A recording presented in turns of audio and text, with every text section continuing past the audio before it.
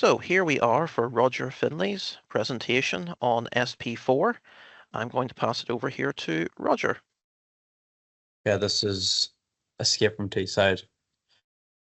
So the brief was to create a game based on the refugee story, and that is what I've done here. We decided to do a puzzle stealth hybrid game because we thought that would include the best of both worlds and showcase the story better. So the genre, as I mentioned, was stealth puzzle. This was to we include stealth because when you're trying to like sneak out of a country, you'd obviously need a bit of stealth. So we played in that, and then puzzle. We just thought that would better help the game. We mainly took inspiration from Super Hot in terms of the art style. We went for low poly because it would be easier to do, and we could focus more time on like the story and refining the game as a whole. As well as that, we also took inspiration from Outlast in the sense of making combat a very basically not really including the combat aspect at all, and just making it so you just have to sneak past or solve puzzles to escape and escape. Because we thought it would be more lifelike because it just seemed a bit more realistic to do it this way. We did some brainstorming on a mural board we all created together. There's some more pictures of it. And once we did the brainstorming, we each went and created our own individual concepts. Mine was an idea for Escape from Teesside, which is the one we end up going with as well. We then created some mood boards on this. So the original concept of the game is Theo, a member within Teesside, is defecting to Big Creative and must escape from Teesside to Big Creative. And the narrative of this game will be told through a series of letters that Theo's brother, Theo being the main character, his brother has left him, and Theo will find throughout the game.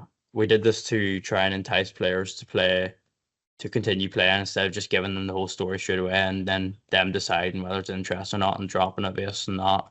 We let them, explore the story as they're exploring the game. We've decided this game will be PEGI 12 to allow more violence and all in it, basically.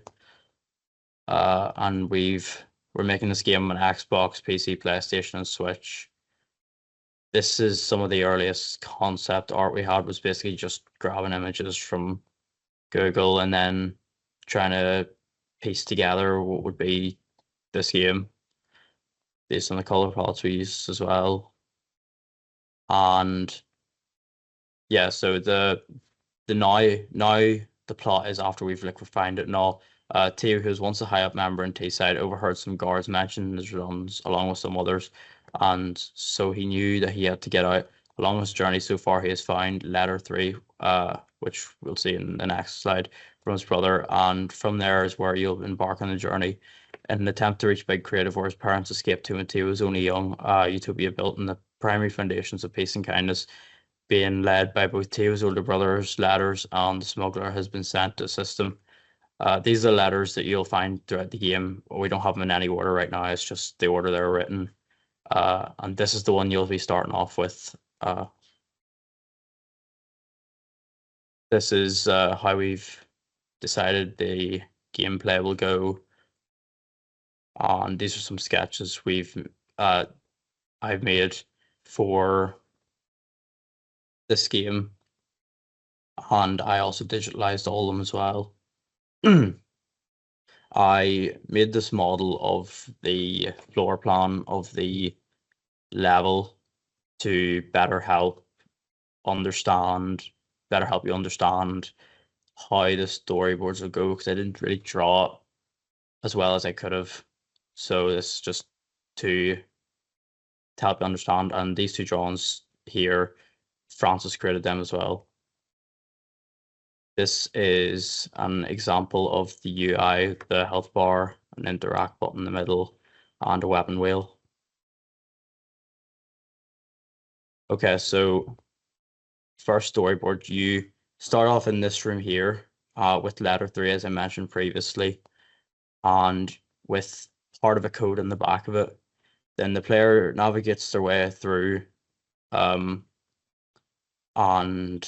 evades the enemy here.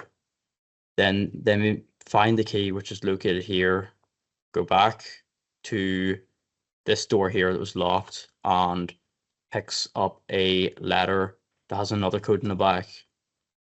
Then they make their way through this room again and into this room, where here there will be a board with some symbols in it, and the players will match the symbols and discover the code, put it into the code lock here, and make it into the next room. From there, the player will make their way into cell 2, which is here, and find another letter with another code in it, another piece of the code. Then they will go around this corner here into the warden's office, this slide, towards the table. They'll have the last piece of that code, and to the left there'll be a shelf with another letter from the brother. And after that, they exit the warden's office and put in the number into the code lock here. Go bring them to the last room, where there'll be another letter, and I'll basically sort of explain what you're supposed to do in this room. And the player is supposed to hold a button and look through this, which will reveal the last code. They put it in and they escape. And so for the playboards, I mainly just focused on the first room because it's the biggest one. And so yeah, the player leaves the first room, looks left, sees a locked door, but ignores it and moves on, then can't solve the rest of the level. Or player can evade the enemy, get the key, and open the door. Another one here, the player finds the exits the spawn room, finds a locked door, and gets caught by the enemy. Or they could successfully do it, unlock the door and get the code. And lastly, they could take a wrong turn here. Instead of going this way and finding the key, they go this way, which is just a dead end and nothing there. And I've digitalized all of them as well. I think the storyboards and the playboards you've talked about there are really good. You've went into them in a lot of detail. In the playboards, can you just show the different decisions people can make? You mentioned one where they got caught and then they basically peeked around the corner and didn't get caught. Oh yeah, so in this one here, they just ignore the key and they just don't bother getting it, which then leads them nowhere because they can't progress without the key. And this one, they go and actually find the key instead of just going straight on. This one, they get caught or they don't get caught. And then this one, they take a wrong turn, which would lead them here and there's nothing there. Or they could go here and get the key and then go back and get the code. That's really good. And these are your storyboards and your playboards. You drew them? Yeah, I've created every sketch here I've created besides the 2 environment drawings I mentioned previously Francis did. Okay, that's great. If you want to carry on then to the next slide. Yeah, so one of my strengths I found within creating the storyboards was just the fact I was able to create them very simplistic and keep them very neat and tidy, so to speak. So there wasn't a bunch of like clutter and too many things to focus on, not knowing what the objective of the slide or the scene is. And if I was to do this again, I would try doing more playboards because that's probably the thing I was lacking in a bit, as I only really focused on the first room and there's still 3 other rooms that needed attention given to, and that's it. Sorry, I forgot my microphone was muted. That's brilliant, Roger. You put a lot of work into that. Just to confirm, on your blog for SP1 and 2, you also have included, remember the storyboards where you picked either TV or movies and you showed a screenshot of them and then created a storyboard based on that? Yeah, And then also the playboard you did on, was it Super Mario or Pokemon? Super Mario. Super Mario. Those are all on your blog? Yeah. Yeah, that's good. I don't have any questions. You broke down the storyboards and the playboards, but sorry, very well.